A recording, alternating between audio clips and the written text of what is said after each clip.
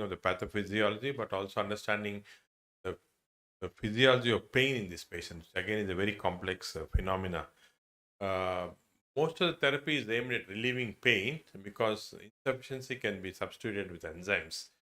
So, relieving pain, the traditional treatment has been surgery, but slowly we move towards endoscopic therapy. There's been two schools of thought.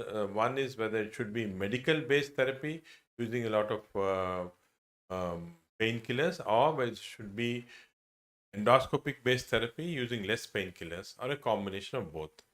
We have been doing a lot of endotherapy. I think we just completed about 10,000 extracorporeal shock related, 5,000 of which we reported in Journal of Pancreatology. So the question is, there's been a debate whether some of these treatments are really placebos or like endoscopic therapies, or whether there's some value to them at all. So we are fortunate that we could get associated, and I think I'd like to congratulate Roop for this, getting associated with Soren and Bruce, who are the world's leading pancreatic pain specialists. I mean, believe me, they are the world leading pancreatic pain specialists. They worked out the biology, pathophysiology of pancreatic pain. They've written several papers on this. They've showed how there's a peripheral mechanism, spinal mechanism, central mechanism, and so on. So when we got together, we initially discussed whether we could do a randomized study, compare a sham ESWL versus actual ESWL to see for pain relief. Now, this is a difficult study. To do any sham procedure, it is very extremely difficult because you have to convince the patient to undergo a procedure. The setting should be like we are doing a procedure. So in this case, you have to put him under an extracorporeal shockwave machine, give what like a spinal anesthesia and so on. So it's a little complex phenomena. But anyway, we both Bruce and Soren actually sort of pushed us into this. I'm glad they did it because study, although difficult to do, was very meaningful in the sense you could get really true value of whether extracorporeal shockwave has any benefit. And I think we did it with a no bias at all, which was because both of us were biased towards different things, but the study was done without any bias. And study, of course, was published in the Annals of Internal Medicine, and the impact factor is extremely high, more than 40. So for AIG as an institution, we're proud that this would get in, and I'm extremely grateful to both Soren and Drews for giving us this opportunity to collaborate and for all the guidance they gave us. Of course, they have, I think, a lot of very good papers, so this guidance that we required. So with this, we'll start the proceedings now. We'll ask Roop to talk to us about the biology of pancreatic stones from lab to clinic, and then Of the slides. Very good afternoon. So, okay, let me begin with something that would tempt most of the endoscopists and surgeons. So, atrophic pancreas, painful patient with dilated duct which has a stone, and this actually would attract most endoscopists or surgeons alike, just to go and get the impulse to remove the stone and relieve the patient of pain. So this happens with both endoscopists and surgeons, but most of who have got lots of gray hair doing these procedures for many years and following these patients for many years would probably take a step back and think, how much are this intervention going to help actually the patient, or how durable? So one part is not coming in this letter, that's fine. How durable would the response be for this treatment? So this is the main crux of today's talk. After me, Soren, Dr. Drews will be talking about the concepts and how to assess this patient, or how to select the patient, or is there any rule of selecting the patient in the right way? And Soren, after that, will speak on the trial on how to do this kind of thing the best. Before going to some of the clinical aspects, let's see, why do these stones form? So this is the normal physiology. So the pancreas, as you know, would produce lots of digestive enzymes in the pro form, inactivated form. One of them is trypsinogen. There will be lots of bicarbonate from the pancreatic ducts, and there will be other non-enzyme proteins like lithostate. Out of many, this is just one, and of course calcium will be there. So this is the normal physiology. So the bicarbonate will maintain an alkaline pH within the pancreatic duct, so that keeps the trypsinogen in an inactive form, and the lithostatin protein would be in a soluble form. It's solubilized within the pancreatic. But what happens in chronic pancreatitis physiology is the bicarbonate will low, and obviously the pH will be in the acidic range, and that activates trypsinogen to active trypsin within the pancreatic duct. And the active trypsin will chop off one of the N-terminal peptides of lithostatin protein and makes it insoluble.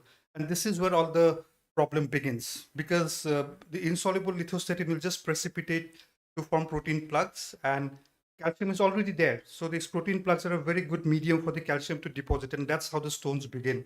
This is one of the most simplest way that I can show how these stones are formed. Lots of complicated mechanisms are involved. I don't have the time to go into those, but in one of our PhD students actually is looking into this, where she had published her first paper, where lithostatin was shown to precipitate by the action of chymotrypsin C inactivation.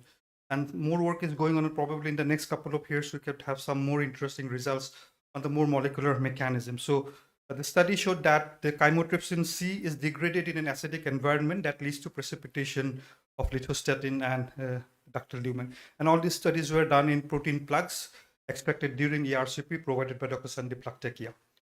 So what happens here is basically, we talked about the formation of stone, but formation of stone is not the primary mechanism or primary pathophysiology. That is a very important concept to be understood.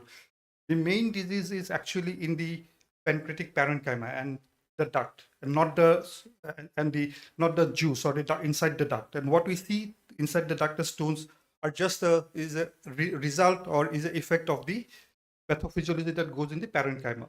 So this leads to a very important question. If the stone is not the primary pathophysiology, does stone really cause pain? And we all for all these years, started believing that yes, that stone could cause pain, because after doing some ductal intervention, patients tend to get benefited. Pain comes down, be it endotherapy, be it ESWL, be it surgery.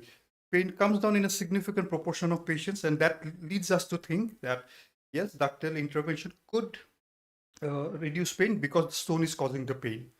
Right? Now, if that is the case, how do the pancreatic ductal stone cause pain? Because the inflammation is going within the pancreatic parenchyma, and what is the ducts are the stones are present in the duct. So here, this fancy hypothesis has been going around called it ductal hypertension. But the problem is there has been no conclusive evidence that there is actually ductal hypertension, or by doing an endotherapy or surgery, the pressure comes down. There has been no studies that has done a pre-surgery and post-surgery measurement of the ductal pressure that conclusively shows that stone removal causes pain relief by relieving ductal hypertension. However, there has been some evidence, like since last several decades, there has been several attempts to look at the pressure by using different methods like manometry, microtransducers, directly putting a catheter into the pancreatic fistula, intraoperative optical sensor. Several things have been there, but the problem is these are invasive techniques. These are technically challenging, and the results are heterogeneous because there is no standardized method and no objective outcomes. The results are heterogeneous. But then we had done this recent exercise. We have Johns Hopkins, a multidisciplinary team led by Dr. Venkat Akshintala, and we at AIG had collaborated to try to see if we could actually measure pancreatic ductal pressure in a non-invasive way. And what we did here was we did secretin MRCP, and based on some AI model, we could, in collaboration with Johns Hopkins, of course, we could see a differential of pressure in the pancreas all throughout the pancreatic duct, and we tried to validate that by using cardiac catheter into the pancreatic duct. And what comes out is, this was just an abstract that we presented in DDW last year. The whole paper is now complete and soon come into print.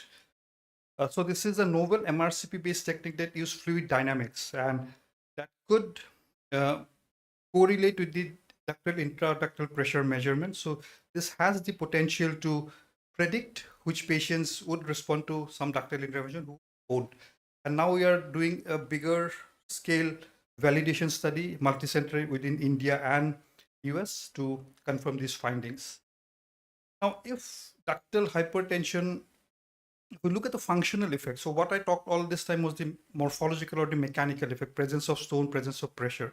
But if actually pressure is high, what actually happens? And this is a very elegant study that was published several years back. It's a basic science study where the workers took out stellate cells from the pancreas and cultured them in a petri dish and subjected them to pressure, increasing pressure up to 80 millimeter of mercury.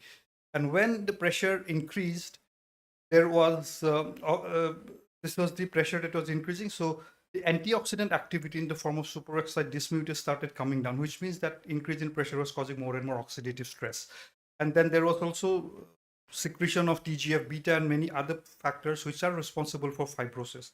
So which means that if there is more pressure, there will be more stellate cell activation and there will be more fibrosis inflammation. And when if we extrapolate that to the clinical situation, if there is a obstruction in the duct, that should technically, based on this hypothesis, cause ductal hypertension, pressure, oxidative stress, and then the pathophysiology. And that's how we now know that ductal hypertension can lead to lots of pathophysiological events and inflammation, and this forms a vicious cycle. So if this is the case, whenever we remove the stone, that should improve the pain or give positive clinical benefits. Let's see some of the results. I'll not talk about surgery today because the main theme of today's talk is endotherapy. So if we see here, these are the patients who underwent ESWL, lots of studies including 3 from our group. And if we see these patients, impressive complete clearance, impressive pain relief if we see on a bird's eye view. But if we see based on follow-up, the patients who had a follow-up, shorter follow-up, 6 months, 12 months, 14 months, they had excellent pain relief. But when these patients were followed for a long time, more than 5 years, there is a drastic reduction in the proportion of patients who had pain relief.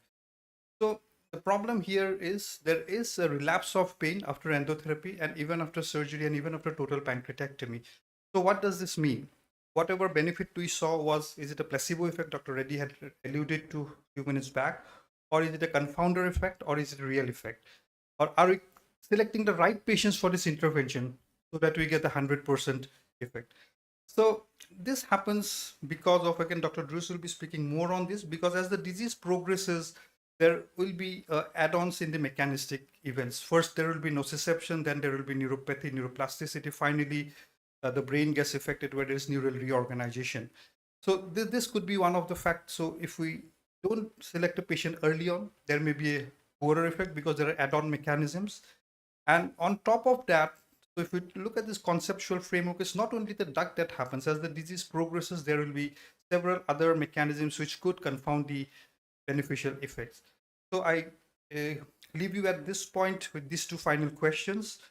So is there a right way to decide for or against removal of pancreatic ductal stone?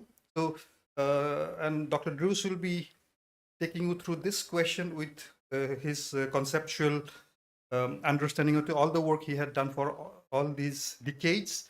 And that would be followed by the other question, which is the best way to prove the efficacy of removal of pancreatic ductal stone and how to take that forward. And that will be taken up by my friend, Dr. Soren. And now I hand over to Dr. Drews for his talk.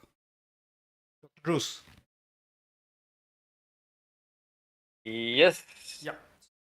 Thank you very much for this introductory talk, Rup. I'll just share my slides here. So, can you see them now? Very good. Okay. So, I'm just shortly speaking about the rationale and also what to do for this whole concept. I mean, do we really believe that stones and strictures causes pain in chronic pancreatitis? A little of this talk will be redundant to what Rup just said. I mean, the rationale for invasive treatment is questionable. And the reason for that is that we see many patients with severe duct obstruction, as you can see on the left side, but no pain. Whereas we have also patients with a normal appearing duct system who have severe pain. So we really do not know how much duct dilatation and hypertension of the duct system means when it comes to pain. And as you will know, or as Rup mentioned shortly, there are many other reasons for pain. So I'll not go into that today. I just highlight that if we look into mainly the older studies, looking into parenchymal pressure and pain, as you can see in the graph here, there doesn't seem to be any relationship. And if you look into the morphology of the ducts and the strictures and the pain, there isn't any correlation either. And when, as we did, look into fibrosis with this advanced MR technique and pain, we didn't see a correlation either. So even though we look into the parenchyma in different ways, we really cannot see this clear association between stricts, stones, ductal hypertension, and pain. So moving back from the pathophysiology to the evidence, what do we have? Well, this is a recent study, and also another study, I didn't cite that, but where people have always compared endoscopy versus surgery, and they have seen an effect on pain over time. But what they have never done is that have said, okay, what is the effect of placebo? Because we know that placebo interventions have a strong pain effect. So it could be that what we do is actually due to sham rather than due to a reduction of the duct hypertension and effect on pain in this way. So if we look into what we can learn from surgery and other diseases than pancreatic duct obstruction, we know that when we look into different meta-analysis, they really question whether or not surgery on different pain indications, that could be orthopedic surgery, mini surgery, knee alloplastics, hip alloplastic, but also spinal and shoulder surgery. It has been shown that the effect of surgery is really marginal. And the reason is that if you look into the effect of sham surgery, that is, for example, just making a little hole in the skin under anesthesia so the patients do not know whether or not they have undergone real surgery or sham, you can see that the placebo effect or sham effect is really strong. And in some studies, we have seen up to 60% improvement only due to sham. And that makes the situation for us as pancreatologists really difficult, because if we see a 60% effect of an intervention, and remember the numbers Rup showed us in the previous presentation, it could be that most of what we do is actually due to sham. On the other hand, I should also say that we know, all of us, that we have patients that after endoscopy and SWAL becomes much better and are pain-free also in a very long run. And we also did a study, as you can see, we published in GOD in 21, where we looked into different parameters that influenced the effect on pain. And there was a signal also for endoscopy, even though anxiety and different cognitive aspects were much more important.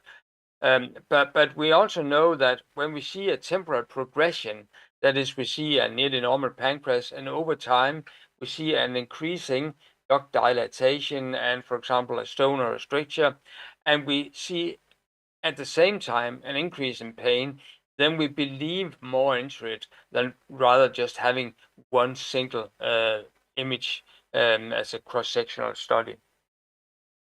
So we wrote a paper about that where we digged into the details of these different controversies between endoscopists and surgeons, believing that what they do was very effective and very good, and where we said as medical doctors as well, we believe that, okay, in many cases there is an effect, but we also know that there is a strong sham effect, and we have never tested that in pancreatology, even though we have used ESCP for treatment of pancreatic stones for nearly 50 years without a really good evidence. We should also know that when such sham control studies are done, for example, in orthopedic surgery, where people have looked into the effect of removing a meniscus tear, everybody knows that for the last in nearly 100 years, there is a very good effect over time. But when there was done a sham control study, there were no differences between patients with having real surgery or patients that just have a little hole in the skin performed during anesthesia. And we have seen the same in a lot of different other studies. This is not a standalone study. There are many studies, especially in orthopedic surgery, that really have questioned the different procedures, and that has also led, that has also made a change in what they do today, where they are much more conservative as compared to previously. So what about endotherapy for painful chronic pancreatitis? Well, we don't know much about what is real effect and what is sham. And what I want to show is this figure normally that I very often use. To give an example, this is a patient where we see pain intensity here at the y-axis, and on the x-axis you can see time, and it goes up and down over time. Everybody knows that. But typically patients come and visit us when now pain is becoming unbearable. It's really strong. They're desperate what to do. And then we make a treatment. But the natural history could be that it actually would improve over time without this treatment. Nobody knows. And the only answer, if we should really answer that question, is to make a randomized controlled study. And that has never been done ever for endoscopy for painful chronic pancreatitis. In order to build this study up, we discussed it long ago, and actually we met several years ago, and Nagia and I know Søren will show a bit about the storyline for that. But we published a couple of years ago this protocol paper for the so-called SCHOKE trial, and that was then recently published in Annals of Internal Medicine. We are really happy for this collaboration we have had with Hyderabad, and once again I want really to thank all you guys for your excellent contribution and the very good atmosphere we have had about the study, and we are happy that we had the possibility to contribute to that. So I think that was my slides for this first session. Oh, sorry, that's the next one. So I'll just see if I can find a way to take them out again. I don't know, question, should that be afterwards? Stop sharing. Yeah. I don't know, Rup, should we take the questions at the end and then proceed with Søren now? So we'll have the questions at the end. If Søren is ready, maybe he can go with his presentation, and then we'll have the discussion. Sure. Thank you very much. I hope you can hear me and see my slides, right? Yeah. Yeah, excellent. So thank you very much for the introduction and also for the invitation to be at AIG this time, only virtually though, but we'd love to come back sometime. I'm going to take you through the story of the SCHOKE trial, what we could call from inception to publication. So I'll tell you a little bit about the storyline of the SCHOKE, and then I'll show you some results. And then afterwards, we'll also have a few slides from Asbjørn on how to move the field forward from here. So just a few words about the background of Asbjørn and Dr. Drews and I. As you maybe know, we are from the northern part of Europe, from Denmark, a small country with a total population of about 5.6 million. We work in Aalborg at Aalborg University Hospital, where you can see a picture here, and we have a referral area of only about 500,000 patients. So when Dr. Reddy and Rup kindly introduced us and said they were very extremely happy for the collaboration, I'll say this is bi-directional. We are also very grateful for the opportunity to work with you guys at AIG, because a trial such as SCHOKE would never have been done, even in a multi-center setup in Denmark, because we don't simply have the patient volume. So I think this is an excellent example of how we can help each other, where we maybe can provide some expert input on, trial methodologies and maybe pain pathophysiology and so on, and you really have the setup to do these trials.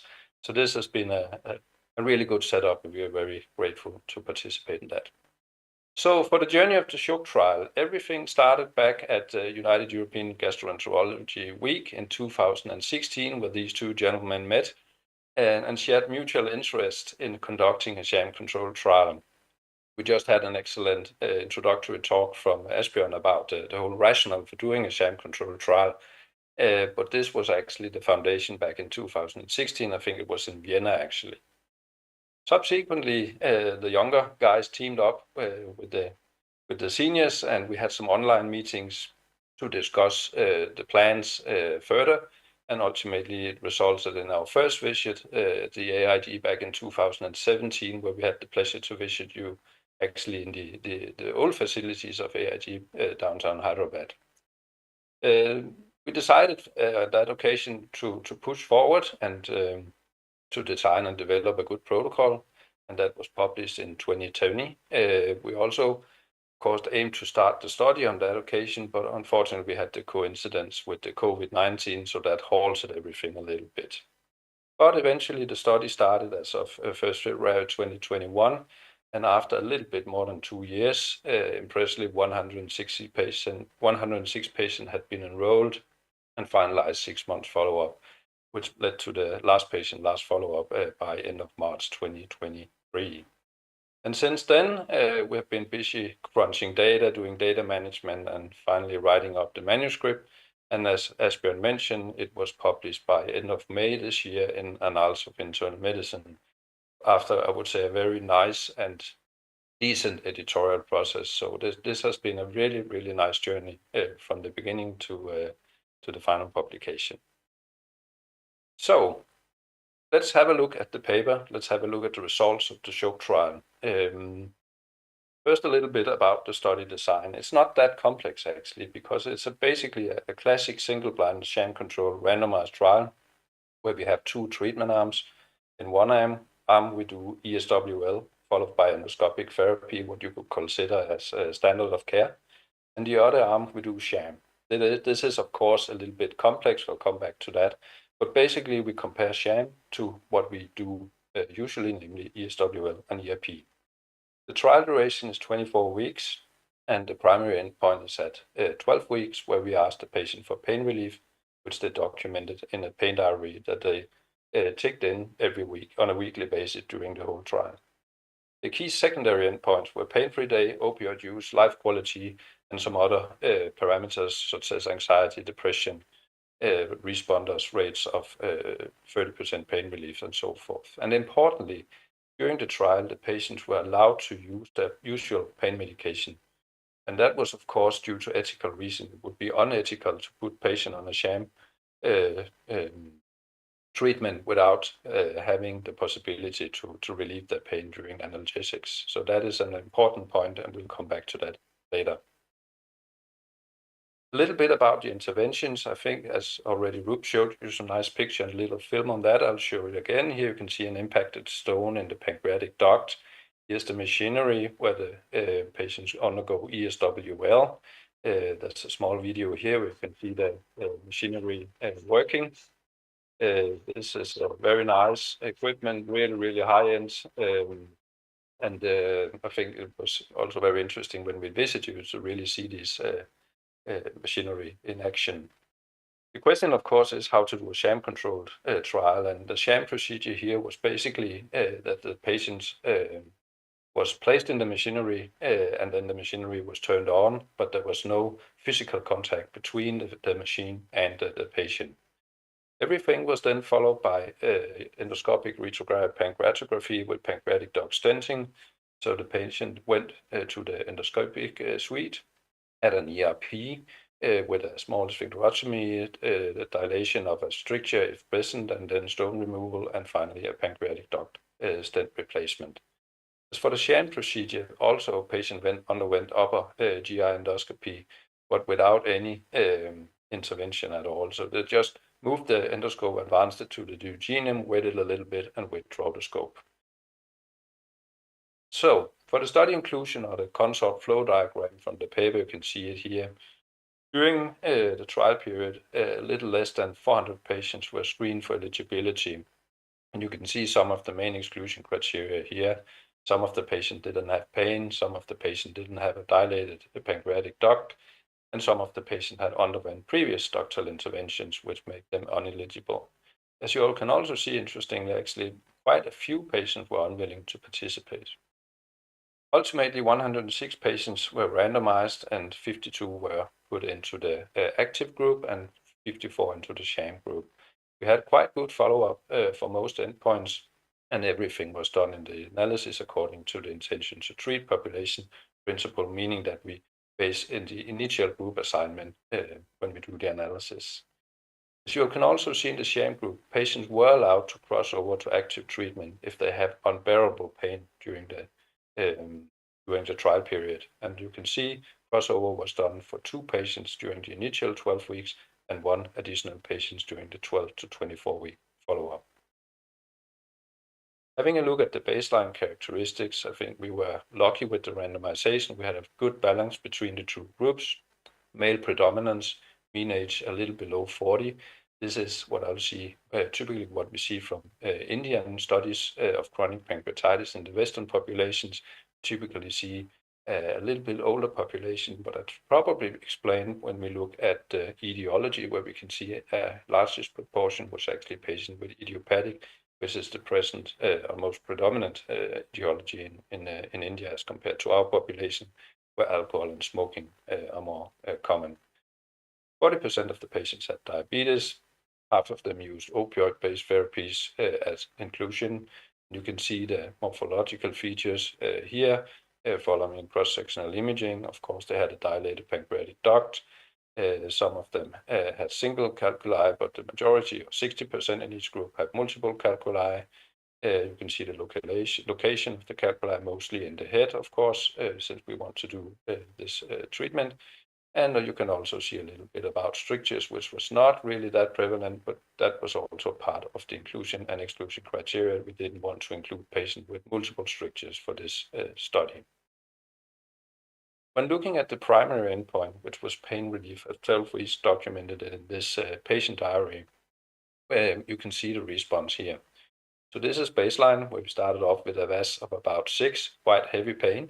And you can see immediately after randomization and the procedures, either sham or active, do see a really quite steep decline in the pain scores, then remain pretty low in both groups.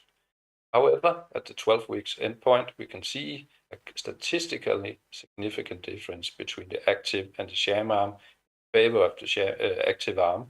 But when it comes to clinical significance, you can of course question whether a mean difference in the VAS score of 0.7 is really clinical relevant. Also, if we look at the individual pain relief scores in the patients, this is the change in pain scores from baseline to follow-up point at 12 weeks. You can see a decrease for most of the patients here, the active and the sham arm. You can see there's not really a huge difference between these pain responses. And also, if we looked into the proportion of patients reporting at least 30% pain reduction, there was no statistical significance for this endpoint. Looking at key secondary endpoints, you could see that patients in the active group have more median pain-free days. You could see that they have less opioid use. I'll come back to that. You could see that they had less depression prevalence actually at the 12-week, but not the 24-week mark. And also that the patients in the active group rated their global impression of change since start of the trial as much improved, very much improved. That was also more commonly reported in patients in the active group. So many of the key secondary endpoints also suggest maybe a small, but though maybe clinical meaningful effect of the intervention. We look at the opioids, which I think is one of the very interesting secondary endpoints in this trial. You could see a clear difference in the opioids used during the trial. This is again active and this is sham, and what you see is every patient and the number of days using opioids. And it's very clear that the active treatment actually seems to have an opioid-sparing effect, which of course must be considered when we consider also the patient-reported outcomes as shown before. Looking at quality of life, we use what we call the European Organization of Research for Cancer, EORTC QLQC30. That's a little bit technical, but it has been validated for chronic pancreatitis. We didn't see any difference for any of these functional scales, so no effect on quality of life. Finally, when it comes to safety outcomes, we can see there was a small number of patients with post-procedure acute pancreatitis PEP, 3 patients in the active group, and actually also 1 patient in the sham group. There were no other intervention-related complications, either perforation, infection, or bleeding, severe bleeding after sphincterotomy. So studied also from a technical standpoint, of course. So to sum it all off, what did we conclude? Well, we concluded that in patients with chronic pancreatitis and intraductal stone, ESWL combined with ERP provided a modest, albeit short-term pain relief in these patients. So where does this take us? Where should we go from the SCHOKE trial? Should every patient now be referred for endoscopic deep compression, or maybe we can learn something from the data here? Important learning point, at least from our end, is that we can clearly see that there are some patients that have a huge pain reduction following this intervention. We would normally characterize them, of course, as responders. On the other hand, we also see that some patients may not be that much. In some patients, the endoscopic decompression may not be of that much help. So we have some responders within this population. And if we could identify who are the responders and who are the non-responders, be able to better personalize the management of these patients in the future. And I think that's one of the very important learning points from the SCHOKE trial. Now, and from here, I think Asbjørn will take over and show a little bit about the new studies that are coming out relating to personalized pain management. Thank you very much, Søren. And maybe I should take the slides myself, because then I can also push them forward. So, yeah, I'll just share my screen from before.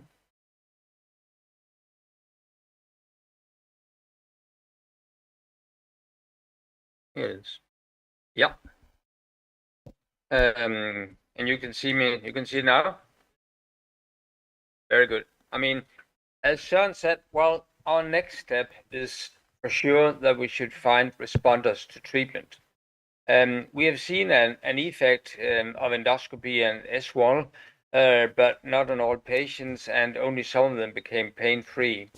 And we expect that those patients who do not have an effect of ERC and SWOL are likely those patients that have a mainly central component of pain rather than a peripheral one related to any ductal changes or whatever happens in the pancreas. So what we did, and these are very preliminary studies, we used quantitative sensory testing to assess the pain system in some of these patients. We had 41 of those patients in the active arm, and we said, okay, about half of them became nearly pain-free, half of them still had pain, and what were the predictors? What we used in our models, and they are of course AI-based because there are a variety of different factors investigated, was that we took mainly the demographics, and then we took the quantitative sensory testing, and I'll not go into details with that here. I just tell you that when we did that and we looked into the pain threshold in the pancreatic dermatome and the gender and whether or not patient was constant or fluctuating, and finally whether or not they have a high degree of summation or low degree of summation, which is a proxy for neural hyperexcitability, we could actually identify up to 89% of those that had an effect of endoscopy. This paper is, this is not a paper yet, sorry. These results are still under revision, and they will be written by Ms. Baunisa also in Hyderabad. We're only providing the data analysis and the methodologies. But that is very exciting that we may be able to show which patients, just by doing rather simple baseline assessment, which patients are the responders to treatment. So I think this is very promising. And that leads me to our International Pancreatic Pain Consortium, where you are among the biggest contributors in Hyderabad, and thank you very much for that, where we actually look into what can predict an effect on treatment. And rather than only looking into quantitative century testing and basic demographics, that's what we had from the SCHOKE trial, we use what we call the advanced model, where we use quantitative century testing to assess the so-called nociception, where we use different questionnaires to assess the more cortical processing of pain using catastrophizing, anxiety, and sleep, and so on, but where we also use electrophysiology, EEG, to assess different networks, what happens in the brain, and we also use the ECG to assess what happens in the brain stem. And taking that all together, we believe that we can get a lot of data to establish a really good model that in a baseline assessment taking about 20 minutes can really come up with really good predictors for who are responders and who are not. And I'm not going into details with all this. I'll just show that we have this collaborative network where we include centers from US, centers from India, technicians in New Zealand, and a lot of different centers in Europe where we collect data. And right now we have 250 patients that we can assess with cross-sectional studies, and we have above I think 60 patients where we follow them after we have initiated a different kind of treatment, either endoscopy or medical treatment or surgery. But we don't know much about the data yet, but we believe that this collaboration that we have with you will really move science forward in the future. And now that's the overview study. I'll skip that. Thank you very much. And we'll go to the questions.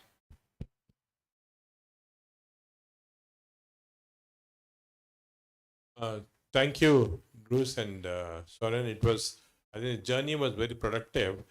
One of the things I don't know whether we looked at is in terms of diabetes versus pain relief, because we know that there can be a diabetic neuropathy component. Did we analyze patients with? I think it may be worthwhile to look at a set of patients.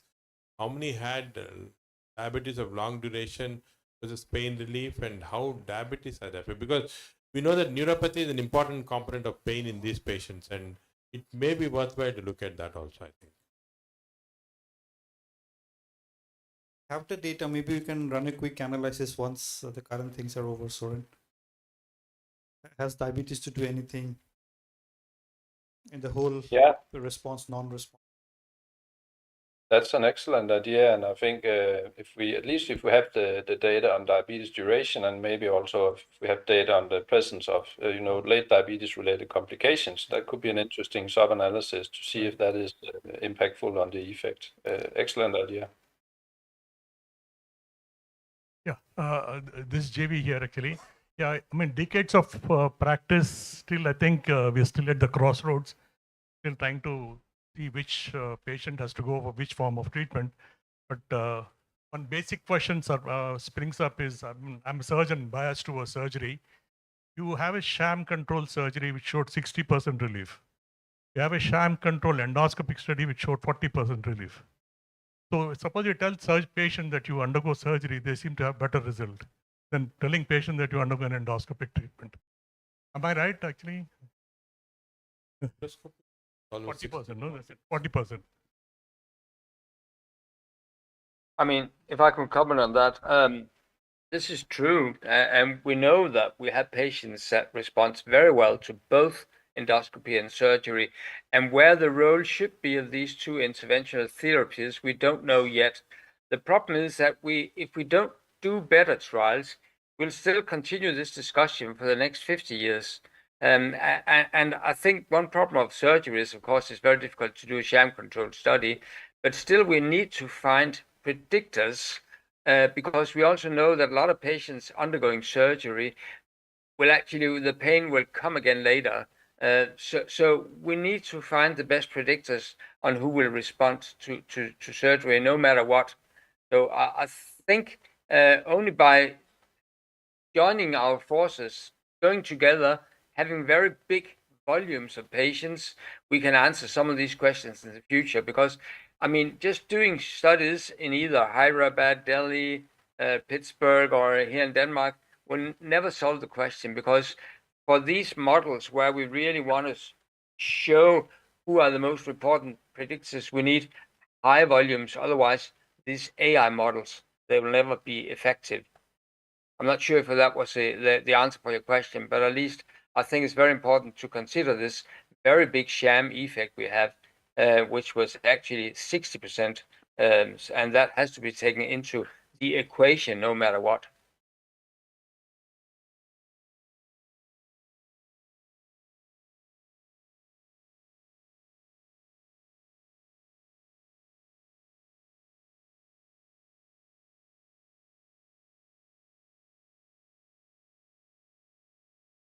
I can't hear you, Nagi. Can you hear me now? Yes. Okay, sorry. So this paper, we had effect for 6 months, and after that it went off. The efficacy went off. So although the paper, if you look at the conclusion, it looks like it's very positive. Is it really positive? Because after 12 months, you're not having any difference. So are we looking at a negative result actually rather than positive? That's an excellent question. I think that depends on the who's looking at the data. When we went through the editorial process with Annals of Internal Medicine, our initial draft, we actually wrote it up more actually positive in favor of endoscopy. But I think at least their interpretation was that these were mild, short-lasting effects. It was 24 weeks, so 6 months and 3 months. That was, yeah. I don't know, because when you look at the data, there seems to be a clear trend that you have some beneficial effects after 3, but not 6 months. And whether that is due to maybe the stent becoming dysfunctional during the last window, that is a good question, because we didn't change the stent during the trial. But I think you should be better positioned to answer that than, No, than Søren, me. I think I also have another hypothesis which I discussed with Bruce when he was there in Delhi last time, that it's actually extracorporeal shockwave effect on the nerve endings in the pancreatic head, which is also giving this transient effect. In fact, since then, Bruce, we have done 6 cases of small duct disease where there are no ductal caliculi but ductular or no caliculi. These patients had resistant pain, resistant to medical treatment, subjected them to extracorporeal shock wave in intensity which was less than standard. Standard would require maybe up to 10,000. These patients had, say, up to 5,000 shock wave erythrotripsies, and now we have them on follow-up for 6 months since we had a last discussion because of the efficacy in orthopedics and so on. And I'm of course, it's maybe you're looking at it biased, but we have almost 80% relief in these patients. Only of these 6 patients, only one of them had mild relapse of pain. But so I think there are other mechanisms also that we should look at strongly, that whether this transient relief is not only for clearance of the stones, but we're looking at other things also in this. Sure, it's a really excellent idea, and we also spoke about that just before this meeting, that we really like to see some data on patients with small duct disease undergoing S-wall only, because there are other data showing, since we met Nagi, I have looked into literature, and actually I agree that there are really good data, also preclinical data, supporting this hypothesis, and that would be really nice to look into in the future. But maybe you should consider publishing these data, although they are observational, because they could actually pave the road for a bigger RCT. So we are thinking of a little larger volume of patients, because these are very preliminary 6 cases. So I think we have about 20 odd cases.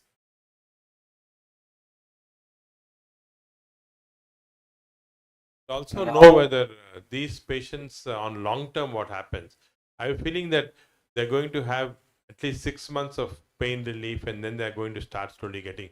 So the concept is whether instead of putting them on opioids, whether we can say 6 monthly or yearly give them shortwave literacy, and then so that is another concept. Maybe we'll have to see and follow what happens to these patients. Then we could decide on that. Could also be that you should repeat the S-wall, for example, Yes, after 4 Yes, months. yes.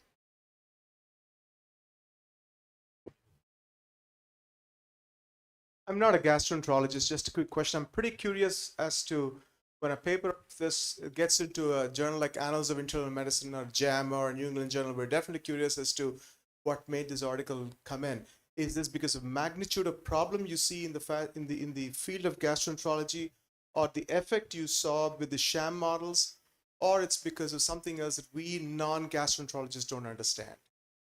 Definitely, it's very inspiring to see a study like this get into a huge journal. It's a great achievement, but we're just not clear from non-gastroenterologist perspective as to what's the most important factor that you think could have got you into this big journal. Will you answer that, sir? Or should I? Yeah, actually, that's a really, really good question. First of all, I think when coming from a pancreatologist or gastroenterologist background, it is a huge, huge problem with pain in chronic pancreatitis. And you know, this ongoing debate with whether it's neural mechanisms or pancreatic duct obstruction, wiring versus obstructive problems, that has been ongoing for many, many years. So I think there's been a lot of dispute about this that really paved the road for doing the sham control trial. So I think that's one of the reasons that there was a genuine interest from the field in this question. And then I think also there's no question that the editors at the big journals really, really like sham control trials. If you follow, for example, JAMA, they publish nearly a sham control trial every month or every second month. So this is really an interest and field that is growing. We have been, as internal medicine, we've been used to doing placebo control for many, many years, but not in invasive studies. And they are coming out now, and the big journals seem to like them. And then the third part is that I think one of the things we did with SCHOKE was that we did it really by the book from the beginning. We wrote up a protocol, we published a protocol, we registered with clinical trials. We tried to do all the amendments of the protocol and align it with clinical trials. So all the paperwork was in place.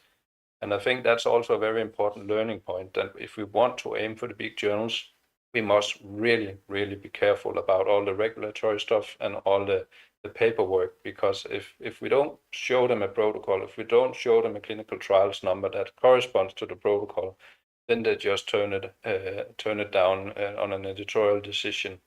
So that's very important as well. So I think these are the main three reasons. Maybe I should comment on that. I mean, it's just that we have also included some of the world leaders in the pain field, that is us, and some of the world leaders in endoscopy, that is you. And of course, you also know a lot about pain, so it's not only us, but I think also about, I mean, there are also respects that what we have done, achieved until now, also means a lot. And also, especially your center in Hyderabad is actually very famous for what you're doing, so, and well-controlled studies. That's also very meaningful. First of all, congratulations on this interesting study, wherein we saw that the pain control wasn't sustained at 24 weeks. Now, at the same time, the recently concluded IHPBA meeting, they had presented the long-term 8-year results of the ESCAPE trial, wherein surgery was significantly better than endotherapy in terms of pain as well as the quality of life. So where does this put endoscopy with ESWL on the treatment algorithm? What do you think? Well, if I could answer that question, I mean, I have severe problems with this ESCAPE trial. I was also one of the reviewers there. And I think, I mean, the problem with ESCAPE was that if you took only the patients that had successful endoscopy, the effects were as good as surgery. So again, you compare pears and apples, and I don't think it's fair towards endoscopy to continue this comparison with a study that is not sufficiently matched from the beginning. And I mean, and to follow that in the long run is exactly the same problem. Still, the data are screwed from the beginning. So I don't think really it is fair. And it also leads to the very long discussion, what is best, endoscopy versus surgery? And I think actually this discussion is out of question because many patients are much more prone to undergo endoscopy. And you will also typically use endoscopy earlier in the disease, no matter what. So I mean, the ESCAPE trial has had a lot of flaws, and the long-term results actually also has a lot of flaws. Yeah, I think I agree with you, Bruce. In fact, if you actually take the ESCAPE trial patients in endoscopic therapy who had complete clearance of the duct versus no marginal clearance, the complete clearance patient actually responded just like surgery. The graph is like a surgical graph if you take out the two groups. So I think that was a problem in it. Another important point with the ESCAPE trial is that the technical success in the endoscopic group, complete duct clearance, was only about 60%. In the SCHOKE trial, in our trial, it was 88. So that means if I had pancreatitis and I need a ductal clearance, I'll definitely go to AIG and not to the Netherlands. So and then the shock waves they used was much less. I mean, they used only 2,000, 5,000 plus. Technical differences were there.